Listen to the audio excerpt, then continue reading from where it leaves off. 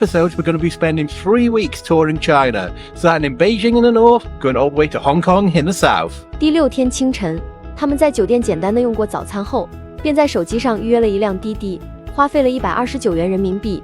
仅在2分钟后，车辆就抵达，接到了他们。前往兵马俑的路程大概需要1个多小时。这期间，英国大叔解释了为什么要乘坐网约车。We decided to just use a taxi because it's really convenient and it's not that expensive either. If you do want to save a little bit of money though, a lot of people do take the train, get off for a certain station, then I think it's bus number 2 which will take you directly to the site. But that takes longer. This taxi is really convenient and like I said, it's a reasonable price. So to save time, that's why we've done the taxi. 在他看来，时间是最为宝贵的资源，因此额外支付的100余元车费完全是物有所值。车辆一路穿过市区，继而又驶入高速，历经1小时20分钟的行程，他们顺利抵达目的地。走在路上，大叔介绍，昨天他就已经在网上订好了门票，3人总共花费69英镑，约合人民币660元。但现在他找不到入口在哪里。这时前面正好有个旅行团，他希望跟着他们能将他带到入口处。这一策略果然奏效，跟着旅行团，他们很快找到了入口。本来还以为自己3人来得很早了，但抵达这里才发现，前面的队伍已经排得人山人海了。检票环节，由于他们持有的是电子票，便依照惯例出示了护照。不过检票员给他退还了1半的费用，因为小女儿可以免票，大儿子可以算学生票半价。对于中国的人性化服务，大叔觉得非常值得点个赞。别愣着，说的就是屏幕前的您，快点点个赞吧。来到里面后，为了节省体力与时间，大叔购买了观光车票，这样他们便能以车代步，节省下宝贵的15分钟步行时间。Again, I know it's really lazy, but just to get ahead of that crowd, be good. So we're one of the first people into the pits. So the plan is today is to go into pit 1 first. That's the big main one. It's the size of an aircraft hangar. And I believe there's up to 6,000 terracotta warriors in there. They're not all on display. That's how many have been found in pit 1. I think, though, there may be about 3,000 terracotta warriors in there on display. Then the plan will be to go to pit 3. And then the end of all the pits will be pit 2. From there, we're then going to take another bus to the horses and other something mausoleum a bit further away.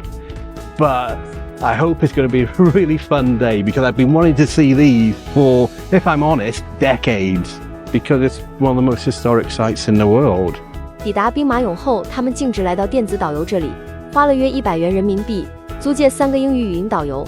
导游设备里内置了 GPS 系统，能够实时定位，并根据所在位置提供详细的英文解说。当进入1号坑时，震撼的场景让他们目瞪口呆。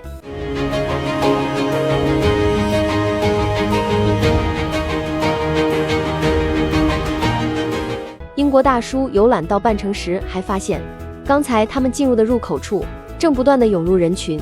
他为刚才乘坐观光车节约了15分钟的行为感到明智，不然现在他们肯定会被挤成沙丁鱼。接下来让外国人为我们科普一下兵马俑的知识吧。You can see that each row is actually divided up with these walls in between. Why they're there? They were there to support the logs above them, which was the ceiling and the roof. On top of that, the ground went above it. The problem is why everything got destroyed. So all these terracotta warriors, when they were discovered, were all crushed. That's because plunderers, thieves, actually came into this tomb and stole all the weapons that the warriors had. So originally they had real swords, bows, spears, daggers, etc. But then when the people came in to actually steal it, they set fire to everything, and that caused the logs of the ceiling to catch fire and caused the whole of the tomb to just collapse and crush all the terracotta warriors. And when they were discovered in 1974 by a farmer digging a well, he actually found some clay shards of the warriors, and that was the first time these were discovered. Nobody knew they were here for almost 2,000 years. And it has become probably the biggest archaeological find of the last century. 说来惭愧，作为中国人，我竟然有一天是从老外那里学到的这些知识。他们在游览完1号坑之后，根据门口导航牌的提示，3人马不停蹄地直奔3号坑而去。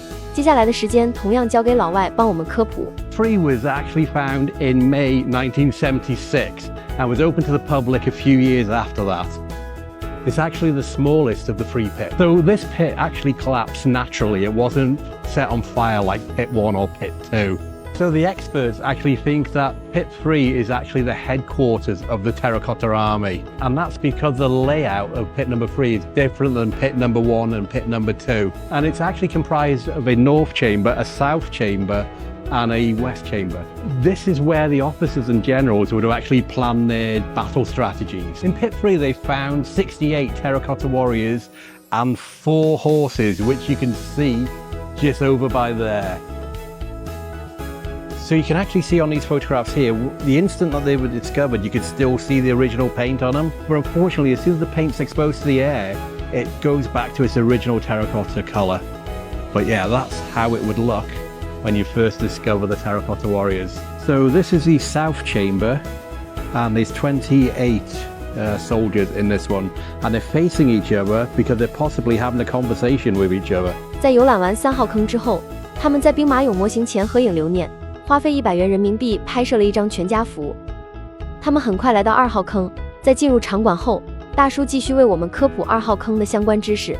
This pit was discovered in April 1976. There's 11 sloping roadways in this pit number 2. It's 124 meters long, 98 meters wide, and covered an area of 6,000 meters. There's 4 small battle configurations within this pit. So in this pit, they actually found a whole army which consisted of regular soldiers, kneeling archers, and chariots. So although pit number 2 was discovered back in 1976, it actually hasn't been excavated yet, which is why it looks totally empty at the moment. But it's estimated that there's over 4,000 warriors buried underneath the ground just by there and all the way across. So when they finish excavating the other areas, they'll move on to pit number 2. Right behind me here is probably one of the most famous figures of the whole of the complex. He's known as the seated archer, and it's one of the most intact pieces of all the terracotta warriors found so far.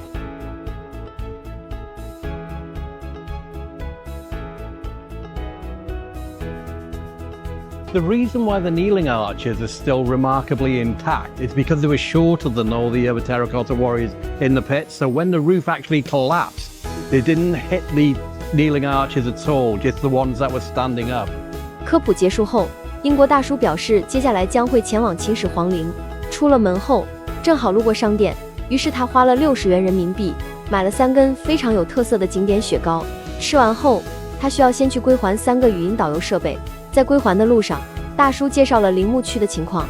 陵墓区靠近秦始皇陵，但秦皇陵目前并未被发掘，因为现有技术尚不成熟，贸然打开可能无法起到保护作用，反而会造成间接性破坏。